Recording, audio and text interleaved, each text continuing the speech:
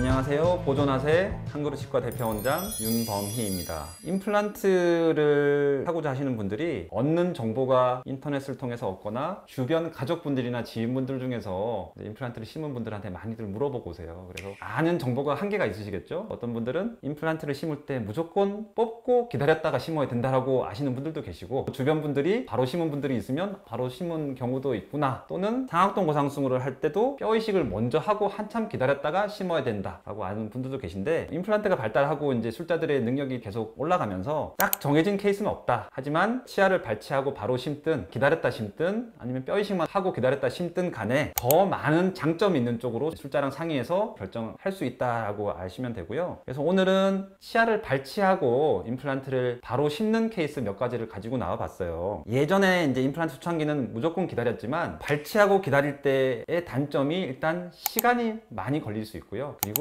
발치하고 기다리는 동안 주변에 남아있는 가장자리 뼈들이 무너져서 더 뼈가 없어지는 경우도 있기 때문에 기다린다고 무조건 능사는 아니다. 오늘 보여드릴 세 케이스는 발치하면서 바로 심은 케이스고요. 하악 쪽에는 웬만하면 병소가 너무 커서 뼈가 심하게 파괴된 경우가 아니라면 하악은 발치 후 즉시 식립을 하는 경우가 되게 많고요. 상악은 큰 어금니 같은 경우는 하악에 비해서 뿌리가 굉장히 많고 벌어져 있기 때문에 발치 후 즉시 식립을 무조건 권하지는 않고 기다렸다 심는 거를 개인적으로 더 선호하기는 해요. 하지만 환자분들 조건에 따라서 가능한 분들은 발치 후 즉시 식립을 하기도 한다라고 생각을 하시면 됩니다.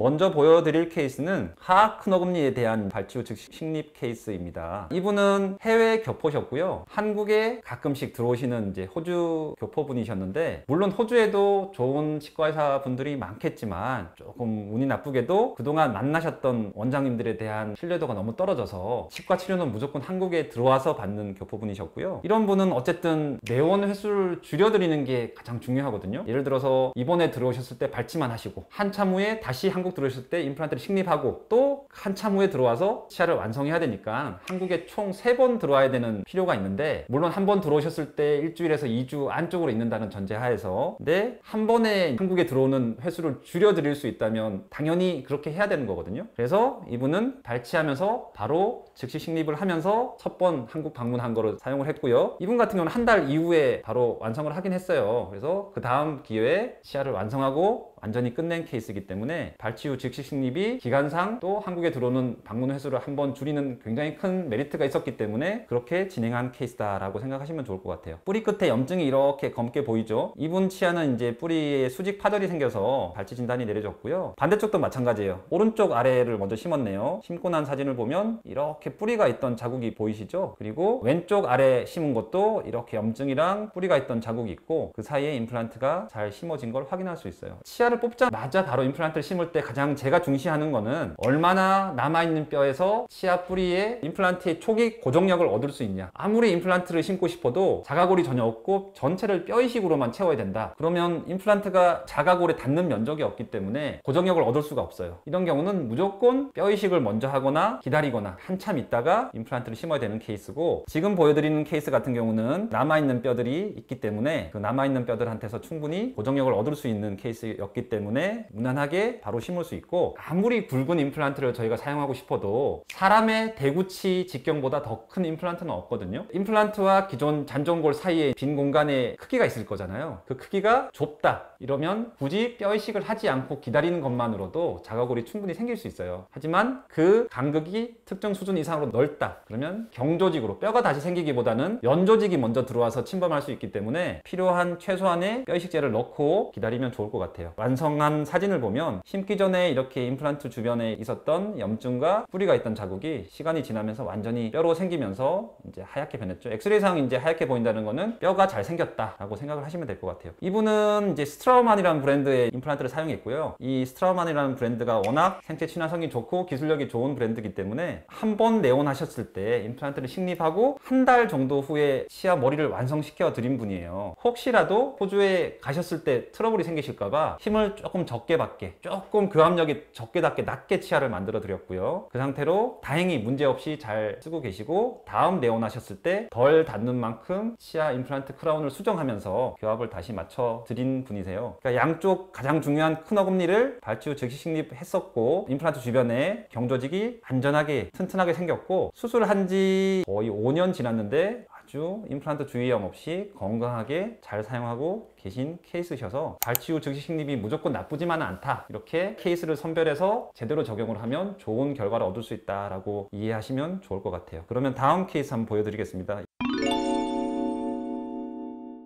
최근에 내원하셨어요. 2024년 8월 7일 날 내원하셨고, 이분도 미국 교포셨는데 한국에 1년에 한 번 정도 들어오시는 경우셨더라고요. 그래서 한국에 거의 안 들어오시는데 미국은 임플란트 수가도 굉장히 높고 모든 한국 교포분들이 다 비슷하게 생각하시더라고요. 손재주는 한국 사람이 좋다. 치과 미국에서 다녀봤지만 결국 한국 의사들이 잘하더라. 이런 인지를 대부분 가지고 계시기 때문에 좀 시기가 오래 걸리더라도 한국에서 받고자 하신 분이셨어요. 상악 큰 어금니를 발치를 하게 되었고요. 상악 큰 어금니는 이렇게 삼각대처럼 뿌리가 3개가 굉장히 벌어져 있거든요. 더군다나 이제 뿌리가 조금 모아져 있는 분들은 발치를 하고 나면 전체가 큰 웅덩이가 생겨버리고 바로 위에 상악동이라는 뼈가 있기 때문에 이렇게 전체가 뼈가 없어졌다면 발치 후 즉시 식립을 못할 수도 있어서 환자분께 발치를 한번 해보고 제가 결정을 하겠다, 실패율이 높을 것 같으면 제가 식립 안 하고 발치만 하고 혹시 바로 심을 수 있으면 바로 심도록 하겠다 라고 환자분이 동의해 주셔서 그렇게 진행을 한 분이세요. 다행히 치아를 발치해 봤더니 그래도 뿌리 3개가 좀 벌어져 있었고 뿌리 사이에 잔존골이 남아 있었기 때문에 발치 후 즉시 식립이 가능한 케이스셨어요. 그리고 스트라우만이라는 브랜드 중에서 BLX라는 임플란트가 나온 지가 몇 년이 됐는데 보시는 것처럼 임플란트 바디가 두껍게 있고 얇은 날개들이 날카롭게 옆으로 나와 있어요. 발치 후 즉시 식립을 위한 디자인을 개발해서 내놓은 제품이 BLX라는 상품이거든요. 일반 다른 모델보다 훨씬 초기 고정력을 얻기 좋은 디자인이기 때문에 아주 강한 초기 고정력을 얻으면서 임플란트를 상악 첫 번째 큰 어금니에 심을 수 있었던 환자분이세요. 이분 같은 경우도 해외 거주하시기 때문에 이번에 심지 못했다면 1년 후에 들어오셨을 때 임플란트를 시술을 하시고 또 1년 후에 들어오시면 그때 완성할 수 있기 때문에 총 2년이 걸렸을 건데 어쨌든 1년 후에 들어오시면 바로 완성할 수 있는 수준까지 마무리할 수 있었다. 발치 후 즉시 식립을 했기 때문에 이분 사정상 2년이 걸릴 거를 1년이나 줄여서 완성할 수 있는 조건을 갖출 수 있는 그런 분이셨어요. 어젠가 제가 실을 제거하고 조만간에 출국하신다고 얘기를 들었던 것 같은데 아마 잘 무난하게 이제 문제없이 완성될 걸로 확신을 하는 케이스이기 때문에 여러분한테 보여드릴 수 있고요. 이분 같은 경우도 신경치료를 잘 받았는데 이 2차원 엑스레이 상으로는 잘 안 보이지만 입천장 뿌리 쪽으로 이제 뼈가 다 소실되어서 치아 발치 진단이 내렸고요. 뽑고 났더니 예측한 대로 입천장 뿌리 쪽에 수직 파절이 있었기 때문에 그 부위로 연조직조차도 많이 함몰됐을 정도로 뼈 소실이 굉장히 많았던 케이스이기 때문에 어쩔 수 없이 발치를 하고 임플란트를 심게 되었습니다.